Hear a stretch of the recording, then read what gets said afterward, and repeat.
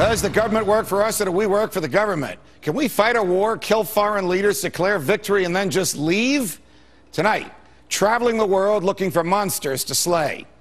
In the past 72 hours, 3 events occurred around the globe that have great implications for American freedom.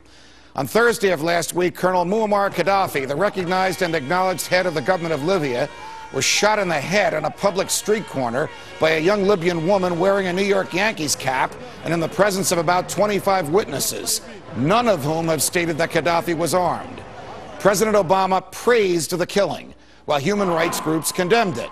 The rebels who chased him from office have proclaimed themselves to be the legitimate Libyan government, while the United Nations and NATO, who are charged with defending human rights and who by treaty are obliged to prevent such assassinations or investigate them when they've occurred, both look the other way. As recently as 2006, then President George W. Bush and then British Prime Minister Tony Blair proclaimed Colonel Gaddafi a partner in the war on terror. And as recently as 2009, Senator John McCain personally met with Colonel Gaddafi and personally promised to provide him with military weapons. On Friday of last week, President Obama announced that all American military personnel in Iraq, except for about 100 who provide security for our Vatican-sized embassy in Baghdad, will all be home before Christmas. Do you remember why we have had any personnel there? Well, first it was to seek out and destroy weapons of mass destruction, but none were found. Then we got involved in a civil war and took sides with the group that had been excluded from the government. Then we were told that our purpose was regime change because Saddam Hussein was a bad guy, whether he had WMDs or not. Then we captured Saddam and he was tried in a kangaroo court and executed. We lost 4,500 young soldiers. 32,000 more were injured. 650,000 Iraqis were killed, and over 2 million Iraqis fled their country. This, along with our adventurism in Afghanistan, cost the American taxpayers about $1 trillion. The stated purpose for our departure is the decision of the popularly elected Iraqi government to decline to afford immunity to American personnel. Stated differently, the Iraqi government, which we installed, decided that after all these years there, Americans in Iraq needed to obey the same laws as Iraqis do. That was too much for us, and so we will leave. And on Saturday of this last week, Afghan President Hamid Karzai, a frequent guest in the United States of President George W. Bush, who once addressed a joint session of Congress and whose country the United States took back from the Taliban, announced that should the United States engage in a military conflict with Pakistan, his government will side with the Pakistanis.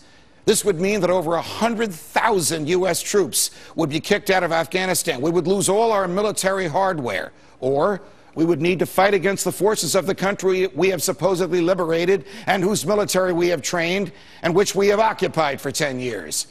Indeed, this war in Afghanistan has been the longest in American history. It has cost us 2,700 young lives, 3,400 casualties, produced 3.5 million refugees. And because the government doesn't break down these numbers for us to see, it consumed part of the $1 trillion we have spent in fighting these 2 useless wars in the Middle East.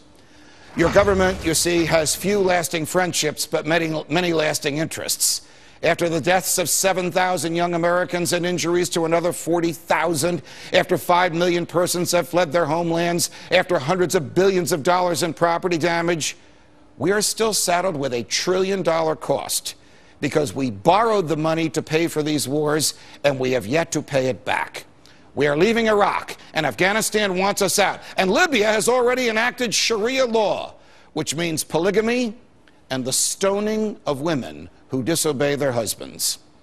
Now tell me, do you feel safer or freer because of all of this? Of course not. We are all less free because an entire generation of Middle Eastern young people has come of age resenting and hating the United States government. And an entire generation of Americans has come of age saddled with an additional $1 trillion in government debt because we were there, because we bombed and killed and maimed and installed puppet regimes, and soon we will leave. Did we learn the lessons of our own failures in Vietnam? No. Did we learn the lessons of the Russians' failures in Afghanistan? No.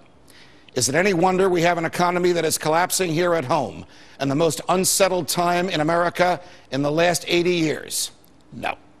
From New York, defending freedom, everybody's freedom. So long, America.